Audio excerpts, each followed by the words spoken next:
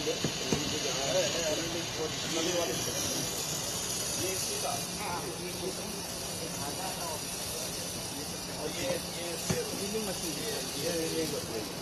क्या करते हैं इससे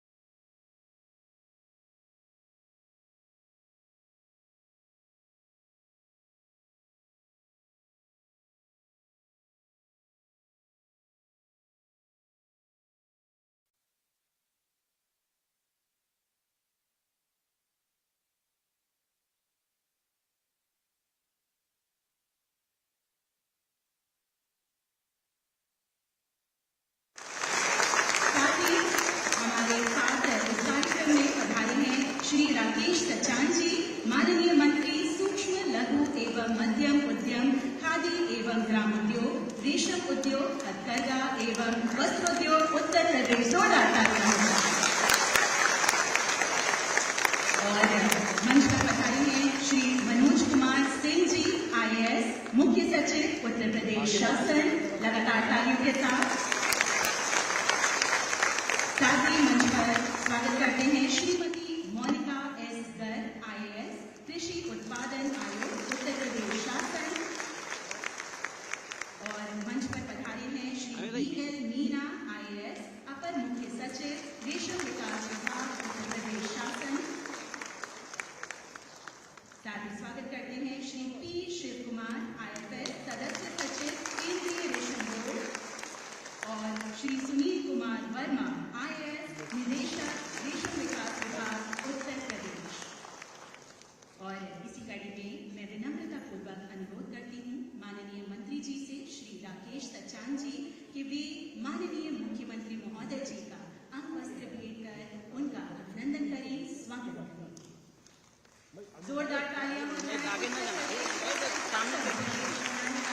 हम सबके प्रेरक को माननीय मुख्यमंत्री महोदय योगी आदित्यनाथ जी।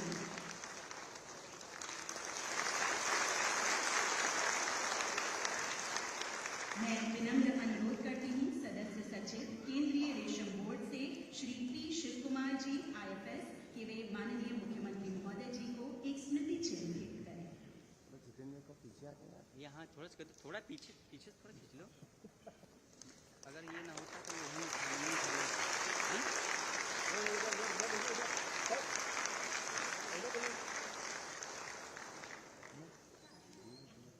और इसी कड़ी में मैं बहुत आदर के साथ अपर मुख्य सचिव रेशम विकास विभाग उत्तर प्रदेश शासन श्री BL मीना, IAS जी से अनुरोध करती हूँ कि वे स्वागत उद्बोधन देने की कृपा करें।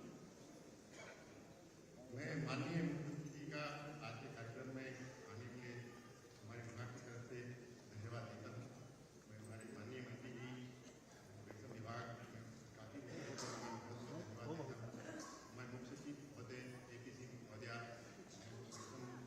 संबंध में धन्यवाद देता हूँ। सदस्य सचिव जो बहनों से आए अभिनंदन करता हूँ, जो आए हैं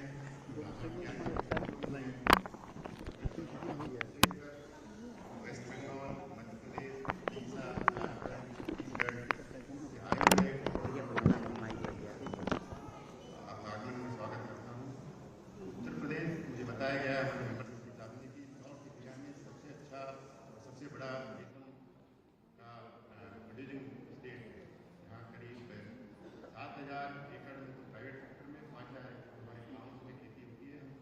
तीनों ही तरह की एडी, अतर और जैतून की खेती करते हैं। हमारा टर्नओवर 2009 में 100 मेट्रिक टन था, जो आज के बढ़ के 500 मेट्रिक टन करने वाला है। लेकिन हमारी खपत बनारस और आजमगढ़ में 3,000 मेट्रिक टन की है। हमारा पूरा बनारस के अलावा बाहर से भी हम करीब 15% एक्सपोर्ट भी करते हैं। भारत सरकार 3,000 करोड़ करती है, हम 300 करोड़ हमारा बढ़ता है। साथ साथ अभी हमारा जो बजट है इस साल, उसमें करीब 40% बढ़ोतरी हुई। मेंबरशिप के साल में करीब 3500 रुपया और लिया है। हमारे करीब 1,000 सेंटर हमारे साथ MOU थे और हमारी फार्म का उच्चीकरण भी करें, हम काम भी करें। हमारी पिछले कुछ दिनों में हमने ऑनलाइन पोर्टल क्रिएट कर दिया है। मैं मंडिया, बहराइच, गोंडा के अलावा झारखंड, छत्तीसगढ़, बिहार और मालदा मंडियों के व्यापारियों से हमारे सभी भाइयों का करीब 1,500 गाँवों में 30,000 किसानदारी से लगे, उनका हमने टाइप करवा दिया है। और बताते खुशी होती है कि 1 हेक्टेयर में करीब 1.5 से 2 लाख की इनकम हमारे किसान भाइयों को हो रही है।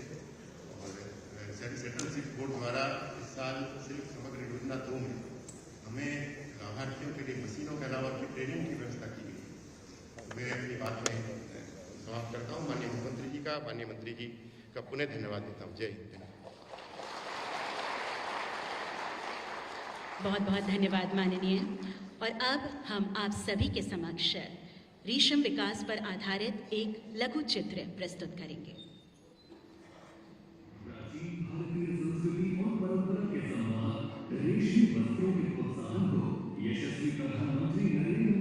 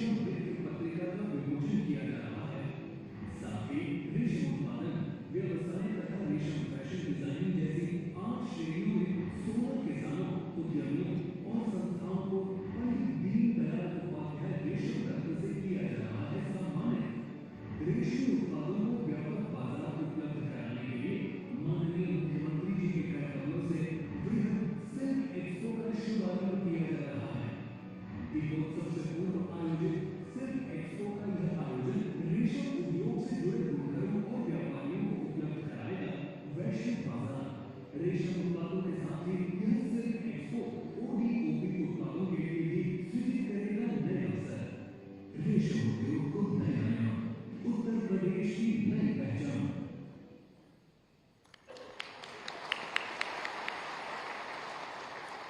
और अब मैं विनम्र अनुरोध करती हूँ सदस्य सचिव केंद्रीय रेशम बोर्ड श्री पी शिव कुमार जी जोरदार तालियों के साथ आईएफएस के वे विशेष अवसर पर सभा को संबोधित करें।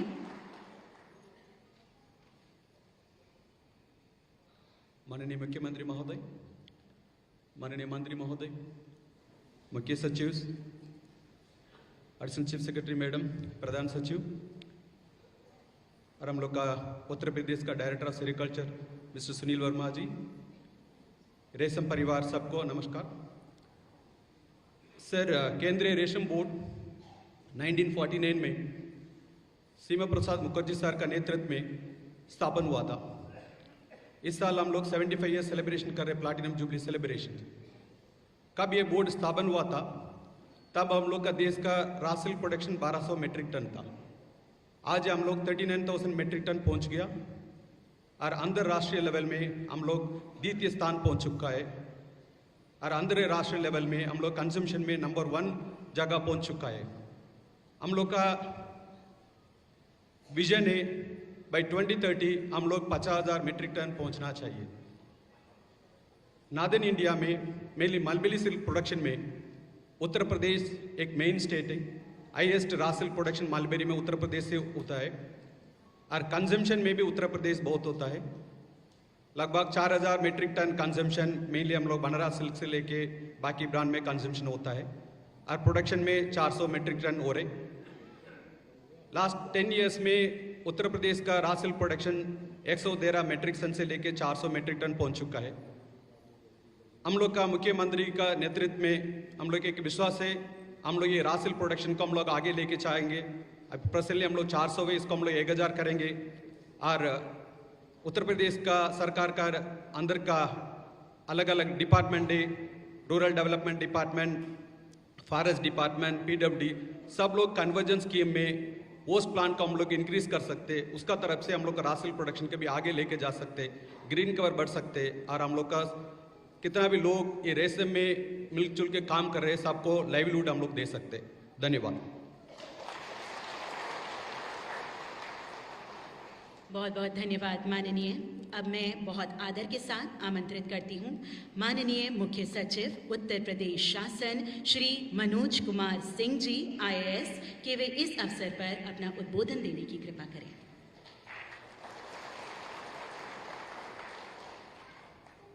माननीय मुख्यमंत्री जी, माननीय मंत्री जी, सेक्रेटरी रेशम बोर्ड, प्रिंसिपल सेक्रेटरी, डायरेक्टर रेशम, एग्रीकल्चर प्रोडक्शन कमिश्नर, यहाँ उपस्थित सभी साथियों, ये बहुत खुशी की बात है कि 100 मीट्रिक टन से शुरू करके और आज उत्तर प्रदेश में लगभग 700 मीट्रिक टन का प्रोडक्शन हो रहा है और ये उपलब्धि पिछले 7 सालों में आप लोगों की मदद और आप लोगों की हौसला से अर्जित किया गया है। लेकिन आप देखें कि लगभग 4,000 मीट्रिक टन यहाँ पे खपत हो रही है, यानी हम लोग लगभग 15-20% कुल खपत का पैदा कर रहे हैं। तो इसको और कोशिश करनी चाहिए कि जो भी हमारे इलाके मिर्ज़ापुर, सोनभद्र के हैं जहाँ पे इनका बहुत ज़्यादा स्कोप है, वहाँ पे इसको हम और अधिक से अधिक प्रोडक्शन करें और ज़्यादा से ज़्यादा लोग इसमें व्यवसाय में लगें। मैं इस अवसर पे आप सबको एक बार फिर से आभार व्यक्त करना चाहूँगा और बधाई देना चाहूँगा कि इतना अच्छा आप लोग इस कार्यक्रम को आगे बढ़ा रहे हैं। धन्यवाद, नमस्कार। बहुत बहुत धन्यवाद माननीय। दोस्तों, कृषकों उद्यमियों को रेशम उत्पादन के क्रियाकलापों के नव विकसित तकनीकों की जानकारी उपलब्ध कराने के साथ साथ उत्तर प्रदेश में रेशम विकास हेतु विभाग द्वारा की जा रही प्रगति एवं प्रयासों से अवगत कराने हेतु रेशम मित्र पत्रिका का प्रकाशन कराया गया और आज ये हमारे लिए बेहद गौरव की बात है कि रेशम मित्र पत्रिका का विमोचन माननीय मुख्यमंत्री महोदय जी के कर कमलों द्वारा होगा और मंचासीन सभी गणमान्य अतिथियों से विनम्र अनुरोध है कि वे भी इसका हिस्सा बने आपकी उन लगातार तालियों के साथ।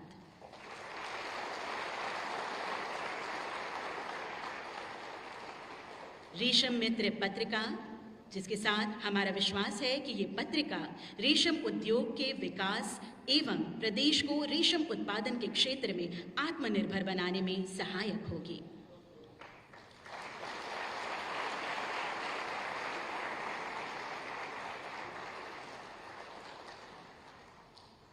और आज इस कार्यक्रम में रेशम उत्पादन व्यवसाय तथा रेशम फैशन डिजाइनिंग से जुड़े 16 कृषकों, उद्यमियों एवं संस्थाओं को सम्मानित किया जाएगा। प्रथम पुरस्कार के रूप में 50,000 रुपये तथा द्वितीय पुरस्कार की धनराशि है 25,000 रुपये। साथ ही प्रशस्ति पत्र तथा स्मृति चिन्ह के साथ सभी को सम्मानित किया जाएगा। आदरणीय मुख्यमंत्री महोदय जी द्वारा और सभी लाभार्थियों से हमारा विनम्र अनुरोध है कि वे इस कड़ी में अपने सम्मान ग्रहण करने हेतु मंच पर पधारें। क्रमानुसार जब उनका नाम लिया जाए आपकी उन लगातार तालियों के साथ सर्वप्रथम कोकून उत्पादन पुरस्कार प्रथम श्रेणी में जाता है श्री जगराम जी को बहराइच से। लगातार तालियों के बीच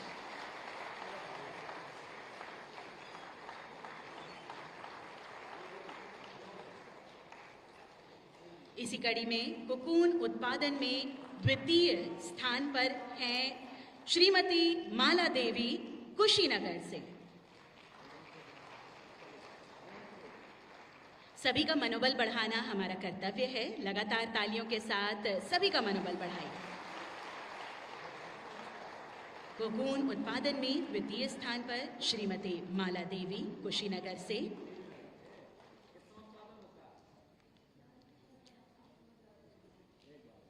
इसी कड़ी में हमारा अगला पुरस्कार लाइफ टाइम अचीवमेंट पुरस्कार प्रथम श्रेणी पर डॉक्टर NB चौधरी, निदेशक केंद्रीय तसर अनुसंधान एवं प्रशिक्षण संस्थान, केंद्रीय रेशम बोर्ड, रांची, झारखंड। और द्वितीय श्रेणी पर Shri Haseen Ahmad Ansari, messrs Kasim silk emporium, Varanasi. अगला पुरस्कार सर्वोत्तम डिजाइनिंग रेशम निर्मित परिधान प्रथम श्रेणी पर सुश्री अंगिका कुशवाहा, अंगिका हथकरघा विकास उद्योग सहकारी समिति लिमिटेड, रामनगर, वाराणसी। और द्वितीय श्रेणी पर श्री सर्वेश कुमार श्रीवास्तव, काश्याम टेक्सटाइल्स, वाराणसी, जिनके बिहाफ पर श्रीमती रंजना श्रीवास्तव ये सम्मान ग्रहण करेंगी। अगला पुरस्कार सर्वोत्तम डिजाइनिंग रेशम निर्मित अन्य उत्पाद प्रथम श्रेणी पर Shri Mukhtar Ahmad, messrs art palace export private limited, Bhadohi. और द्वितीय श्रेणी पर Iftikhar Ahmad, messrs Mubarakpur handloom weaver producer private limited, Azamgarh.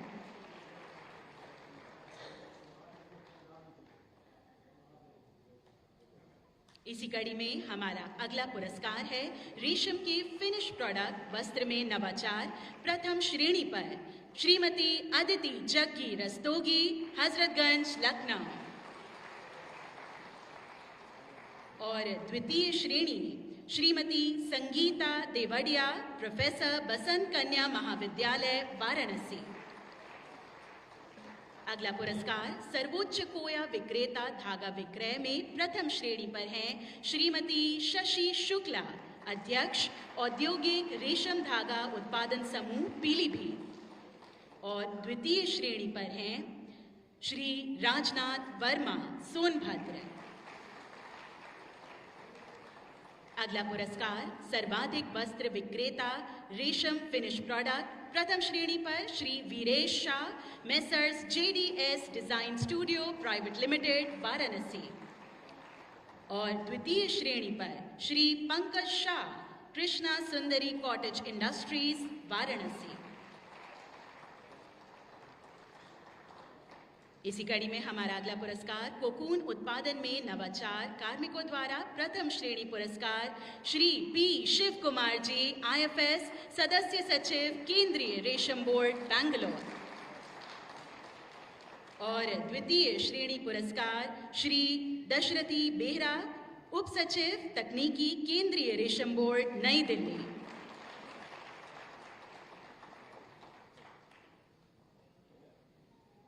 बहुत बहुत धन्यवाद।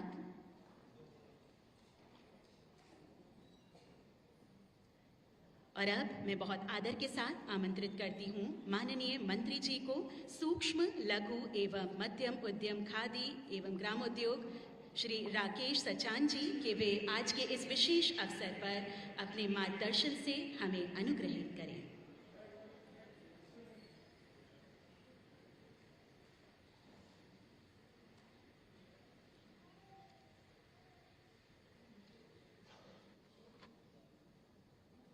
आज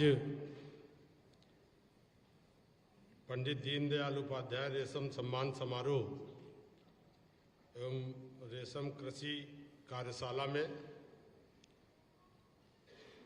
उपस्थित मुख्य अतिथि के रूप में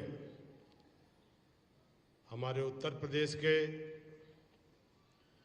यशस्वी मुख्यमंत्री आदरणीय योगी आदित्यनाथ जी, मुख्य सचिव उत्तर प्रदेश शासन श्री मनोज कुमार सिंह जी, कृषि उत्पादन आयुक्त श्रीमती मोनिका एस गर्ग जी, सदस्य सचिव रेशम विकास बोर्ड नई दिल्ली श्री पी शिव कुमार जी, प्रमुख सचिव रेशम उत्तर प्रदेश शासन श्री BL मीना जी और निदेशक रेशम उत्तर प्रदेश श्री सुनील कुमार वर्मा जी, उपस्थित हमारे रेशम विभाग के सभी अधिकारीगण और हमारे प्रदेश के कोने कोने से आए रेशम की खेती से जुड़े सभी किसान भाई, स्वयं सहायता समूह से जुड़ी हमारी जो रेशम का ट्रेनिंग लेकर के काम देख रही सभी हमारी माताएं बहनें, सभी पत्रकार साथियों और जिन लोगों को हम लोगों ने आज यहाँ पर पंडित दीनदयाल उपाध्याय रेशम रत्न से सम्मानित किया है, रेशम के क्षेत्र में जिनका विशेष योगदान है, सभी उपस्थित हमारे सम्मानित जन, आज मैं माननीय मुख्यमंत्री जी योगी जी का विशेषकर आभारी हूँ, क्योंकि परसों तक ये था कि समय नहीं हो पाएगा। जब मेरी मुलाकात हुई मैंने अनुरोध किया कि सर कुछ समय दे दीजिए, आपके आने से हमारे रेशम के उत्पादक और रेशम से जुड़े सभी और हमारे विभाग को एक नई ऊर्जा मिलेगी। आपने अपना अमूल्य समय, चूँकि आज इतना बिजी शेड्यूल है आपका, आपने काट करके अपना समय दिया। मैं इस बात के लिए आपका आभार व्यक्त करता हूँ, आपका धन्यवाद ज्ञापित करता हूँ। मानवर, आपने पिछले वर्ष में, इसके पहले 2022-23 में आपने गोरखपुर में हमारे को समय दिया था, हमारे रेशम विभाग का अवलोकन भी किया था, प्रदर्शनी भी देखी थी और किसानों को सम्मानित भी किया था। लगातार जब आप सरकार में आए तो रेशम विभाग एकदम मृत प्राय की स्थिति में था, बंद होने की कगार में था। आपके मार्गदर्शन पर आपने जब पहला प्रेजेंटेशन लिया और प्रेजेंटेशन में सारे अधिकारियों की जब मंत्रिमंडल का गठन हुआ तो विभागवार आपने 3 दिन प्रेजेंटेशन में रेशम विभाग पर आपने ये जरूर कहा था कि क्या पैदावार है और इस लक्ष्य को हमें दूना करना है। हमारे अधिकारियों ने भी उस प्रेजेंटेशन में जब आपने टिप्पणी की तो उन्होंने कहा कि नहीं सर, हम इसको दूना करेंगे। उस समय लगभग 300 मीट्रिक टन का उत्पादन रेशम के किसान यहाँ करते थे। हम लोगों ने काफ़ी प्रयास किया है, हमारे अधिकारियों ने भी प्रयास किया है। अब आज की स्थिति में हम जो धागा है वो लगभग 400 मीट्रिक टन हम उत्तर प्रदेश में बना रहे हैं। इस बार जो टारगेट अभी हम लोगों ने बैठक में लिया था तो हमारे चीफ प्रमुख सचिव और हमारे डायरेक्टर और रेशम बोर्ड के जो हमारे अधिकारी हैं, इन सब के प्रयास से ये आपने आश्वस्त किया है कि हम अगले वित्तीय वर्ष तक इसको लगभग 100 टन उत्पादन बढ़ाने का काम करेंगे। आज बहुत सारी योजनाएं चल रही हैं जिसपे हम लोग प्रदेश में 44 जनपदों में सहतूती, 13 जनपदों में टसर और 8 जनपदों में एरी रेशम का उत्पादन हो रहा है। कुल 75 में 57 जनपद हैं जहां हम लोग रेशम के किसानों को हम लोगों ने जोड़ा है। 30,000 परिवार रेशम कीट पालक व कोया उत्पादन से जुड़े हैं।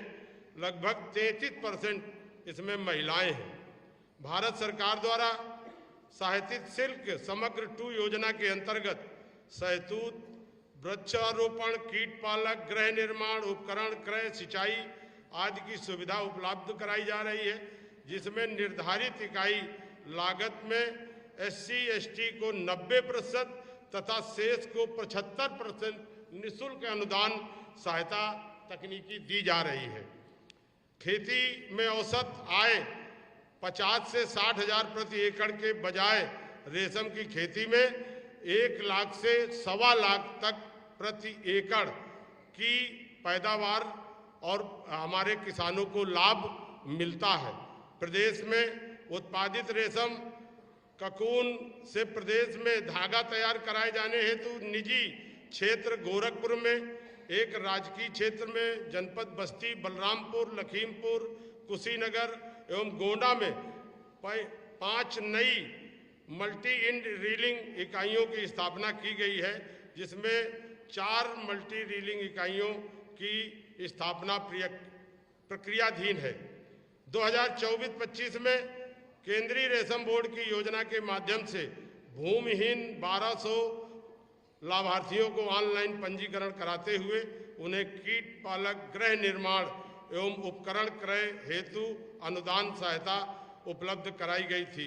वर्ष 24-25 में लगभग 1730 नए किसानों को केंद्रीय रेशम बोर्ड भारत सरकार के प्रशिक्षण संस्थान मैसूर, कर्नाटक में प्रशिक्षण हेतु बैच बना करके भेजने की तैयारी हम लोगों के विभाग की तरफ से है। रेशम के क्षेत्र में विशेष योगदान देने वाले उद्यमियों, बुनकरों, डिजाइनकारों आदि को कुल 8 क्षेत्रों में 16 लोगों को पंडित दीनदयाल उपाध्याय रेशम रत्न को नगद पुरस्कार और प्रतीक चिन्ह अभी आपके द्वारा यहाँ पर दिया गया है। रेशम से जुड़े जनमानस के उपयोगार्थ रेशम मित्र पत्रिका अभी आपके द्वारा विमोचन हुई है और इसमें हमारे तमाम नए किसानों को लाभ मिलेगा। आज हमारे अभी PM मित्रा पार्क जो हरदोई लखनऊ में मेगा टेक्सटाइल पार्क प्रस्तावित है, उसके बन जाने से भी हमारे इस उद्योग को बढ़ावा मिलेगा। हमने मुख्यमंत्री रेशम विकास योजना प्रस्तावित की थी। हम अनुरोध करते हैं और आपसे कि इसको हम बैठ करके प्रस्तावित है, उस योजना के बन जाने से हमारे जो और तमाम किसान इससे जुड़ना चाहते हैं उनको निश्चित तौर पर लाभ मिलेगा।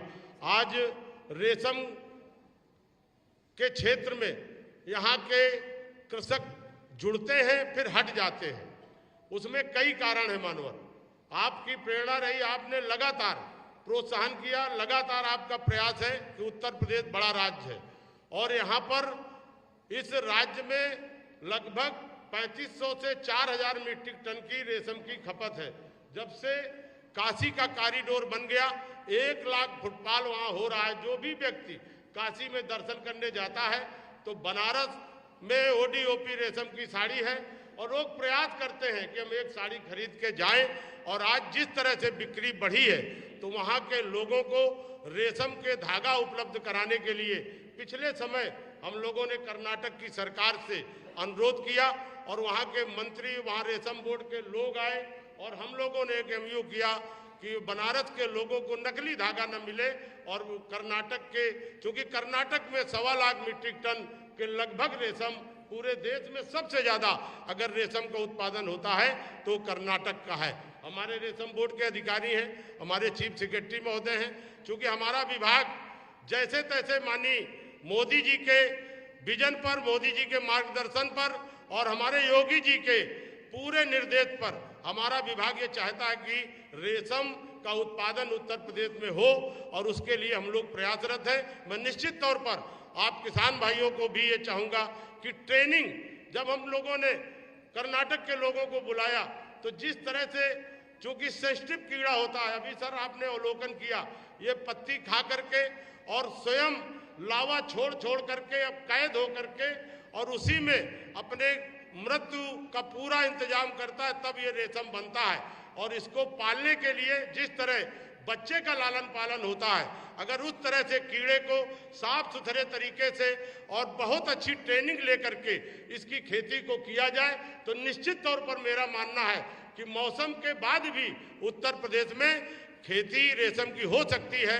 आज हम 10% अपने खपत का उत्पादन कर रहे हैं। आपका लक्ष्य है कि उत्तर प्रदेश एक बड़ा प्रदेश है, ये पूरे लक्ष्य जितना खपत कर रहा है उतना रेशम पैदा भी करें। और किसानों की, अभी आप गाड़ी में आए पूछ रहे थे सर, 1 एकड़ में अगर अच्छे से खेती की जाए तो 1 लाख से 1.25 लाख किसान को इस रेशम की कीड़े पालने से आमदनी हो सकती है। मैं निश्चित तौर पर ज़्यादा आपका वक्त नहीं लूँगा।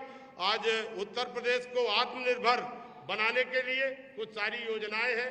ट्रेनिंग क्या, हमारे एक ट्रेनिंग सेंटर मिर्जापुर में है, उसमें आधे दिन वो बंद रहता है, बहुत दिक्कत है वहाँ पर। मैं स्वयं कई बार गया हूँ। गोरखपुर एक अच्छा हमारा रेशम, गोरखपुर मंडल में लगभग 60 मीट्रिक टन रेशम पैदा होता है और धागा हमारा करीब 13 से 14 मीट्रिक टन होता है। मैं अनुरोध करूंगा कि एक ट्रेनिंग सेंटर अगर हमारा इधर गोरखपुर मंडल में कहीं बन जाएगा तो बहुत सारे किसानों को प्रशिक्षण भी मिलेगा और प्रशिक्षण से जो हमारी रेशम की उत्पाद है वो उत्तर प्रदेश में बढ़ेगी। और निश्चित तौर पर मैं समझता हूं कि जिस तरह से आपकी चिंता है पूरे उत्तर प्रदेश को $1 ट्रिलियन इकोनॉमी बनाने के लिए, तो रेशम भी आपने जो उत्तर प्रदेश का यूपी इंटरनेशनल ट्रेड शो का आयोजन आपके मार्गदर्शन पर हुआ, उसमें पूरे उत्तर प्रदेश के जो भी हस्तशिल्पी थे, कारीगर थे, जो उत्पादक थे, उनको नई ऊर्जा मिली और 10,000 करोड़ से अधिक का वहां पर लोगों को पूछताछ हुई, व्यापार हुआ। आज जिस तरह से उत्तर प्रदेश उत्तम प्रदेश की जगह सर्वोत्तम प्रदेश आपके नेतृत्व में बन रहा है और लगातार रोजगार का सृजन हो रहा है, लगातार उद्योगों की तरफ बढ़ रहे हैं, लगातार तमाम नई सारी योजनाएं आपके मार्गदर्शन में बन रही है। तो निश्चित तौर पर मैं मानता हूं कि आपका आशीर्वाद और आपके सहयोग से मैं ये कह सकता हूं कि रेशम का उत्पादन उत्तर प्रदेश में बढ़ाने में हम कोई कसर नहीं रखेंगे। और हमारे चीफ सेक्रेटरी, हमारी पूरी सरकार के यहाँ सारे लोग बैठे हैं। मैं जरूर चाहूँगा कि कुछ सारी योजनाएं हैं जो हमारे अधिकारियों ने तैयार की हैं, उनको प्रेजेंटेशन लेकर के देख करके उनको अगर आगे बढ़ाया जाएगा तो बहुत बड़ा लाभ हमारे उत्तर प्रदेश के रेशम के किसानों को मिलेगा। मैं इन्हीं शब्दों के साथ आपका अमूल्य समय इस कार्यक्रम में देने के लिए आपका आभार व्यक्त करता हूं, आपको धन्यवाद देता हूं, बधाई देता हूं कि आपने आकर के यहाँ उत्तर प्रदेश के तमाम रेशम के से जुड़े किसानों को अपना आशीर्वाद दिया। बहुत बहुत धन्यवाद, बहुत बहुत धन्यवाद।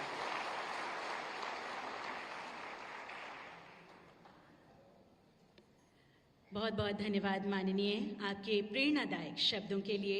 और वाकई उत्तर प्रदेश का जन जन ये मानता है कि माननीय मुख्यमंत्री महोदय की सकारात्मक सोच और उनकी दूरदर्शी नीतियों ने उत्तर प्रदेश को नई ऊंचाइयां प्रदान करी हैं।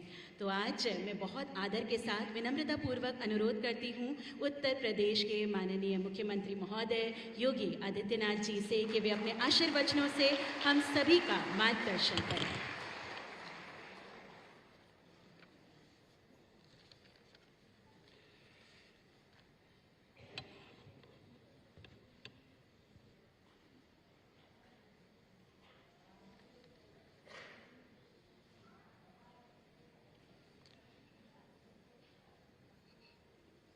सिल्क एक्सपो 2024 के आज के इस उद्घाटन कार्यक्रम में मंच पर उपस्थित प्रदेश सरकार में मंत्रिमंडल के मेरे वरिष्ठ सहयोगी, प्रदेश के सूक्ष्म लघु मध्यम उद्यम और रेशम विभाग के मंत्री श्री राकेश सचान जी, प्रदेश के मुख्य सचिव श्री मनोज कुमार सिंह जी, कृषि उत्पादन आयुक्त श्रीमती मोनिका एस गर्ग जी, अपर मुख्य सचिव रेशम श्री बाबूलाल मीना जी, सदस्य सचिव केंद्रीय रेशम बोर्ड भारत सरकार श्री पी शिवकुमार जी, रेशम विभाग के सेवा अधिकारीगण, आज के इस सिल्क एक्सपो में उपस्थित हमारे सभी प्रगतिशील किसान बहनों और भाइयों, इस क्षेत्र के सभी जितने भी स्टेक होल्डर्स हैं, आप सबकी गरिमामयी उपस्थिति में यह सिल्क एक्सपो लखनऊ में आज शुभारंभ हो रहा है। मैं सबसे पहले प्रदेश के और देश के अलग अलग क्षेत्रों से आए हुए आप सभी, इस क्षेत्र से जुड़े हुए आप सभी महानुभावों का मैं यहाँ पर लखनऊ में हृदय से स्वागत करता हूँ, अभिनंदन करता हूँ। मुझे प्रसन्नता है कि आज इस अवसर पर रेशम मित्र पत्रिका का विमोचन हुआ है और पंडित दीनदयाल उपाध्याय रेशम मित्र, रेशम रत्न पुरस्कार से 8 विभिन्न श्रेणियों के 16 ऐसे रत्नों को, जिन्होंने रेशम उत्पादन में प्रत्यक्ष रूप से या उसको प्रोत्साहित करने के लिए अलग अलग श्रेणी में कुछ विशिष्ट किया है, उन्हें यहाँ सम्मानित किया गया है। मैं उन सबको हृदय से बधाई देता हूँ, उन सब का भी मैं इस अवसर पर अभिनंदन करता हूँ। हम सब जानते हैं कि एक नारा हमारे यहाँ सदैव से प्रचलित रहा है, रोटी, कपड़ा और मकान का, यानी जीवन की जो बुनियादी आवश्यकताएं हैं किसी भी व्यक्ति के लिए, वह सामान्य हवा और पानी के बगैर तो पूरी जीव सृष्टि के लिए आवश्यक है ही, लेकिन एक सभ्य व्यवस्थित सभ्यता के लिए आवश्यक है कि उसके लिए उसको रोटी मिले समय पर, कपड़ा मिले तन ढकने के लिए, और सिर ढकने के लिए भी उसको एक छत मिल जाए। तो एक सभ्यता का विस्तार इस रूप में आगे होता है। कपड़ा जीवन की एक आवश्यकता है, और ये न केवल जीवन की आवश्यकता है बल्कि किसान की आमदनी को बढ़ाने के साथ साथ रोजगार के सृजन का भी एक सशक्त माध्यम है। रेशम प्राचीन काल से ही इसकी अलग अलग पद्धतियां रही हैं, और उत्तर प्रदेश जैसे राज्य में जहां 25 करोड़ की आबादी निवास करती है, उस राज्य में इस फील्ड में जो अनेक संभावनाएं विकसित हो सकती हैं। पिछले कुछ समय से उत्तर प्रदेश ने जो प्रगति की है, यद्यपि वह पहले की तुलना में संतोषजनक हो सकती है, लेकिन अभी उत्तर प्रदेश जैसे बड़े राज्य की दृष्टि से अपर्याप्त है। संभावनाएं हैं, लेकिन उन संभावनाओं के लिए जो प्रयास होने चाहिए, यह सिल्क एक्सपो उसका एक माध्यम बनेगा। इस बात को लेकर के आज मैं इस अवसर पर यहाँ पर विभाग के साथ साथ यहाँ पर जुड़े हुए जो किसान हैं, जो यहाँ पर आए हुए उद्यमी हैं, इस फील्ड से जुड़े हुए स्टेक होल्डर्स हैं, इन सब का मैं आह्वान करूंगा। बहनों और भाइयों, अभी आपने देखा होगा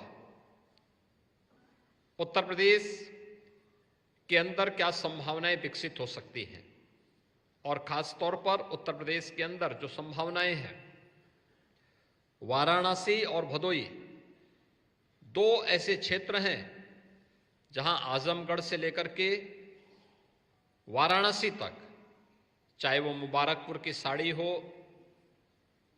चाहे वह वाराणसी की साड़ियां, ये सभी सिल्क क्लस्टर डेवलप करने के लिए भारत सरकार ने भी और राज्य सरकार ने भी इस दिशा में एक नए प्रयास को आगे बढ़ाया है।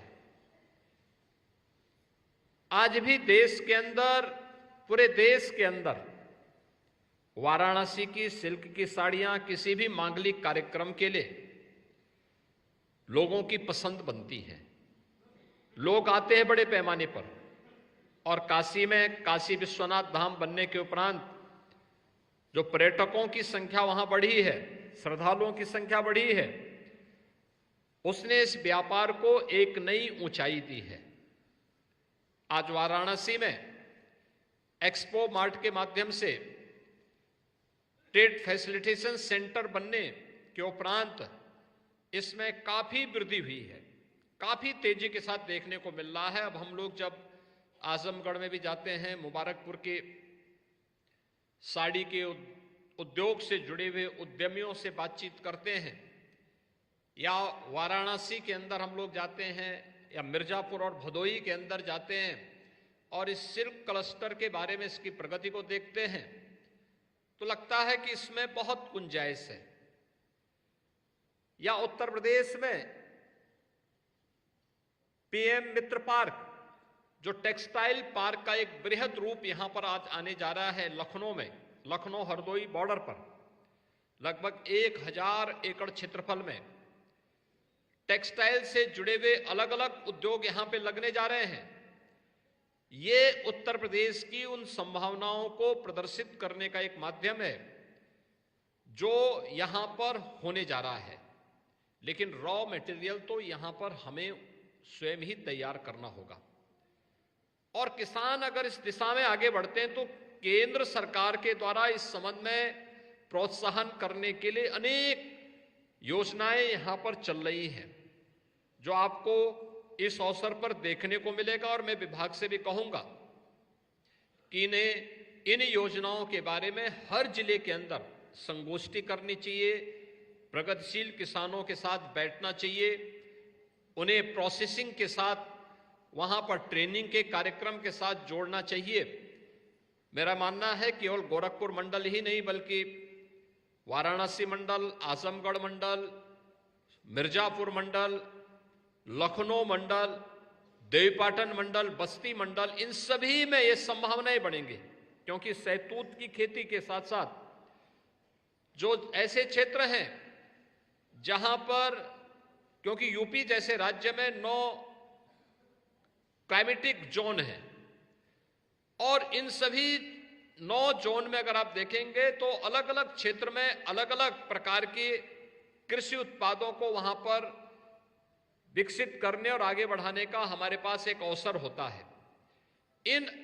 उसमें अगर हम लोग देखेंगे तो ये संभावनाएं यूपी के अंदर बहुत अच्छी बन सकती हैं, और उनको आगे बढ़ाने के लिए एक प्रयास अगर हमारे स्तर पर होता है, और यहाँ पे लोकल स्तर पर ही रेशम का उत्पादन, उसके प्रोसेसिंग की व्यवस्था, और फिर आगे की प्रक्रिया के साथ उसको वस्त्र उत्पादन के साथ हम जोड़ते हैं, तो जो रेशम का उद्योग का क्लस्टर प्राचीन काल से ही काशी और आजमगढ़ रहा है, इसको रॉ मटेरियल अगर सस्ता मिलता है तो स्वाभाविक रूप से उसकी लागत भी सस्ती आएगी, और जो समाज की डिमांड है, जो आज मार्केट की डिमांड है, उसके अनुरूप उत्पाद हम लोग आसानी से लोगों को उपलब्ध कराने में मदद मिलेगी। सरकार इस दिशा में आपको ट्रेनिंग के साथ जोड़ने, रॉ मटेरियल के लिए सहयोग करने, प्रोसेसिंग के साथ सहयोग करने, और मार्केटिंग और डिजाइनिंग के साथ जोड़ने में भी आपको मदद करेगी। इस दिशा में सरकार के द्वारा जो प्रयास प्रारंभ हुए हैं, जो मैंने पहले भी कहा कि उत्तर प्रदेश में 2017 में सरकार आने के बाद आज प्रदेश ने अपने परंपरागत उत्पाद को प्रोत्साहित करने के लिए अनेक कदम उठाए, अनेक प्रयास हुए। आज मैं कह सकता हूं उत्तर प्रदेश देश का पहला ऐसा राज्य है जिसने परंपरागत उत्पाद के लिए अपनी एक पॉलिसी बनाई। 75 जनपद हैं तो 75 जनपदों के लिए किसी एक उत्पाद को वहां के लिए चिन्हित करते हुए उसे आगे बढ़ाया। और आज यही कारण है कि उत्तर प्रदेश में 75 जनपद की, आज प्रत्येक जनपद की अपनी एक यूनिक प्रोडक्ट है, जिसे हमने वन डिस्ट्रिक्ट वन प्रोडक्ट के रूप में कहा। वन डिस्ट्रिक्ट वन प्रोडक्ट ने, सरकार ने उसको मार्केट के साथ जोड़ा, डिजाइनिंग के साथ जोड़ा, पैकेजिंग के साथ जोड़ा। परिणाम क्या है कि यहां पर रोजगार का सृजन भी हुआ, एक्सपोर्ट भी यहां का परंपरागत उत्पाद होना प्रारंभ हुआ। 75 हमारे पास डिस्ट्रिक्ट हैं, 75 जीआई प्रोडक्ट भी उत्तर प्रदेश के अंदर वर्तमान में मौजूद हैं, जिन्हें आज उत्तर प्रदेश के अंदर, देश के अंदर मान्यता प्राप्त हुई है। और ये संभावना उत्तर प्रदेश के अंदर है, जिसमें मुबारकपुर की साड़ियां भी हैं और वाराणसी भदोई की भी ये साड़ियां जो आज आपको बाहर देखने को मिलेंगी, इन सभी के माध्यम से उत्तर प्रदेश के इस पोटेंशियल को आगे बढ़ाने का एक अवसर प्राप्त होता है।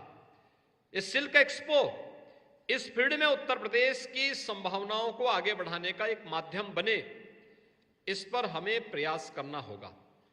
और मुझे लगता है कि प्राचीन समय से, प्राचीन काल से ही इस कार्यक्रम के साथ उत्तर प्रदेश का किसान जुड़ा रहा है, यहां का उद्यमी भी जुड़ा रहा है, लेकिन समय के अनुरूप उन्हें उचित प्रोत्साहन, डिजाइनिंग या फिर उनको पैकेजिंग के साथ जोड़ने में पिछली सरकारों की उपेक्षा का दंश उन्हें झेलना पड़ा था। एक समय पूरी तरह उपेक्षित हो गया था।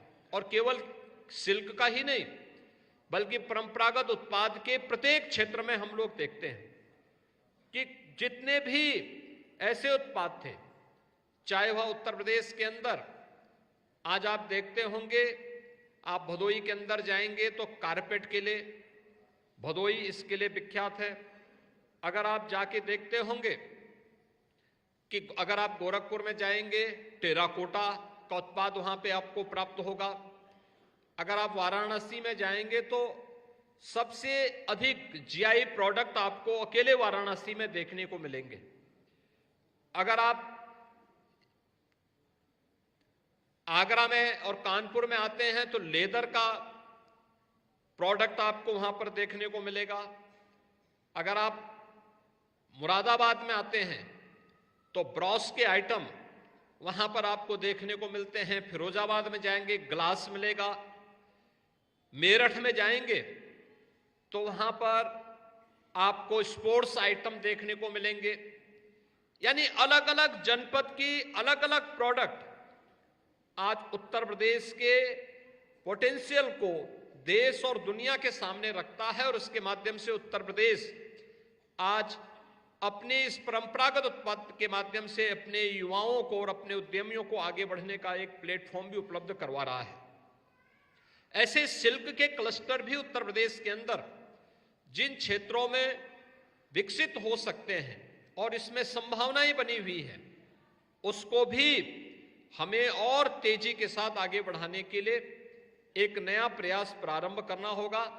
और आवश्यकता पड़ी तो इसके लिए विभाग को अलग से भी ऐसे किसानों को जो रेशम मित्र के रूप में अपनी सहभागिता का परिचय देकर के इस फील्ड की संभावनाओं को जमीनी धरातल पर उतार करके उत्तर प्रदेश को एक स्वस्थ प्रतिस्पर्धात्मक राज्य के रूप में भी अन्य राज्यों की तुलना में खड़ा कर सके, उसके लिए जो भी इंसेंटिव की व्यवस्था करनी, वो सब चीजें समयबद्ध तरीके से अगर आगे बढ़ता है तो मेरा ये मानना है कि उत्तर प्रदेश की संभावनाओं को हम बहुत बेहतर तरीके से देश और दुनिया के सामने इस फील्ड में भी कर सकते हैं। और वह तब जब बहुत शीघ्र पीएम मित्र पार्क, जो टेक्सटाइल का एक पार्क के रूप में प्रदेश की राजधानी लखनऊ में विकसित होने जा रहा है, वह इन संभावनाओं को आगे बढ़ाने में एक बड़ी मदद कर सकता है।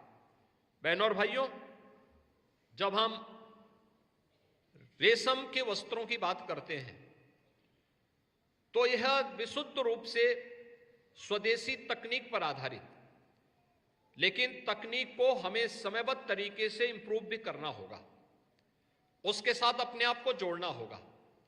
जैसे परंपरागत रूप से अगर आप खादी में देखेंगे, पहले हाथ से चलने वाला चरखा था, हाथ से चलने वाला चरखा के बाद उसमें इलेक्ट्रिक चरखा आया।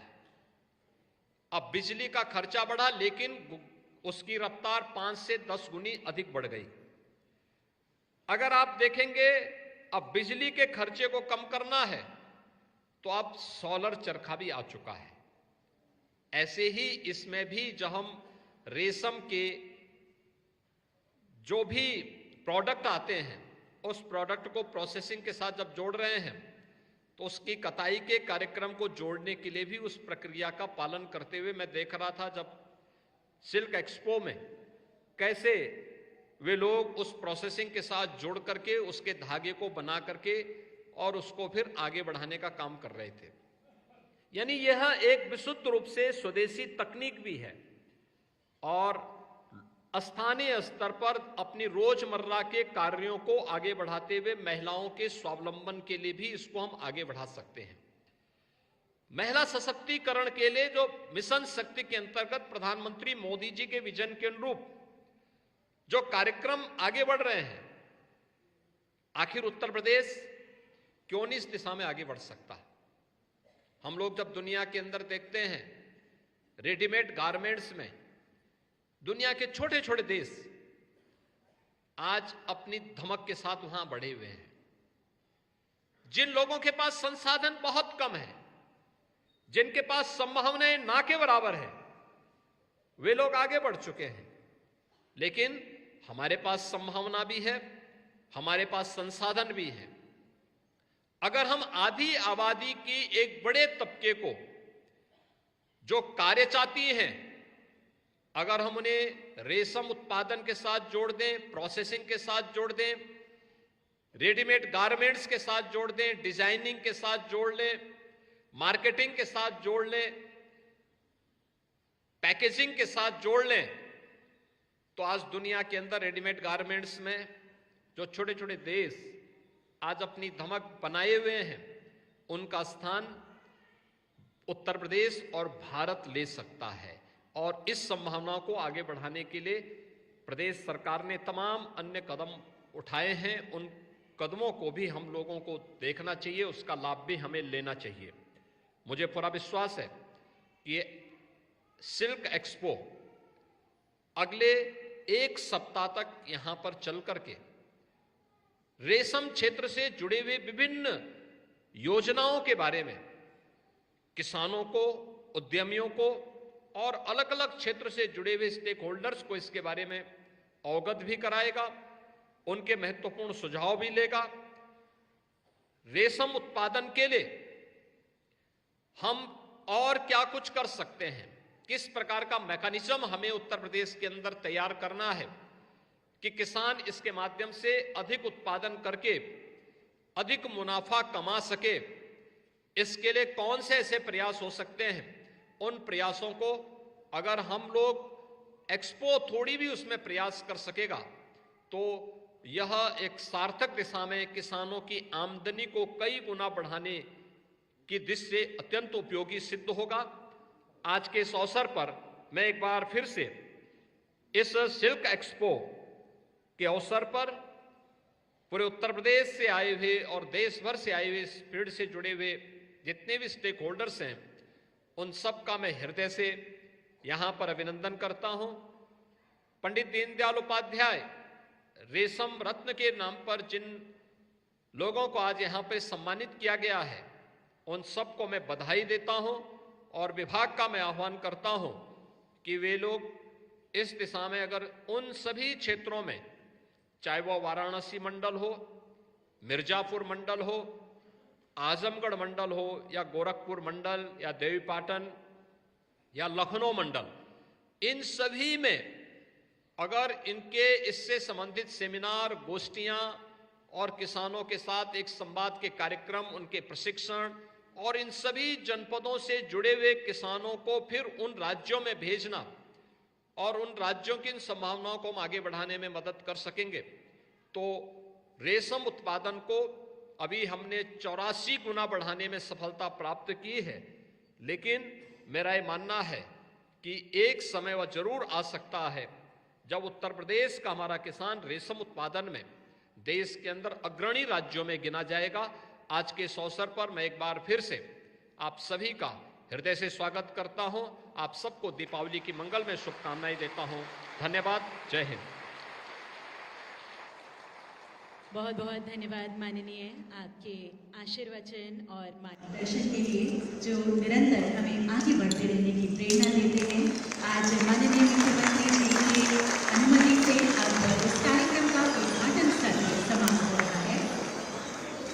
आप सभी से अनुरोध है कि आप सब अपने अपने स्थान पर कुछ पल बने रहें। एक बार जोरदार तालियां हो जाए।